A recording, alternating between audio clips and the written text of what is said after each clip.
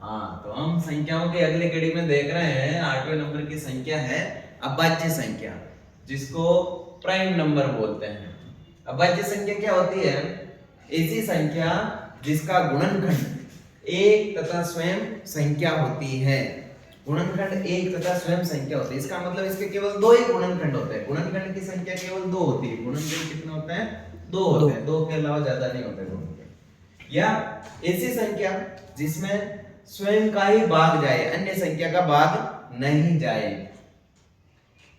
अब देखो, जैसे पहली संख्या है, जैसे 2 है, तो 2 के अंदर 2 का भाग ही जाता है, इसलिए ये अभाज्य संख्या है। 1 है, लेकिन एक अभाज्य संख्या नहीं है। एक अभाज्य संख्या क्यों नहीं है? क्योंकि 1 का गुणनखंड केवल 1 ही होता है, और अभाज्य संख्या के लिए गुणनखंड कितने होने चाहिए?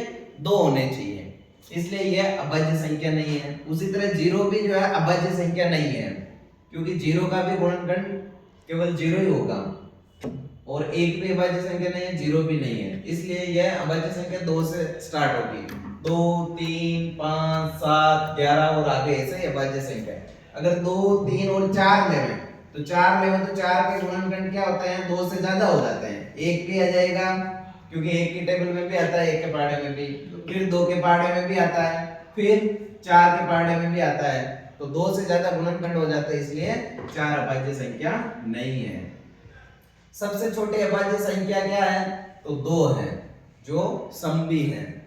सबसे छोटी सम अभाज्य संख्या क्या है? तो 2 है। और सबसे छोटी विषम अभाज्य संख्या क्या है? 3 है, विषम भी है और अभाज्य भी है। एकमात्र सम अभाज्य संख्या 2 है, बाकी सभी विषम अभाज्य संख्या होती है। केवल और केवल ये 2 जो है सम अभाज्य है, बाकी सारी जो है विषम अभाज्य है। 1 से 50 तक में अभाज्य संख्या देखें तो टोटल 15 है। यहाँ पे 1 से लेकर 50 तक में अभाज्य संख्या लिख दी है, ये कितनी है? 15 है। 1 से 100 तक में अभाज्य संख्या 25 है।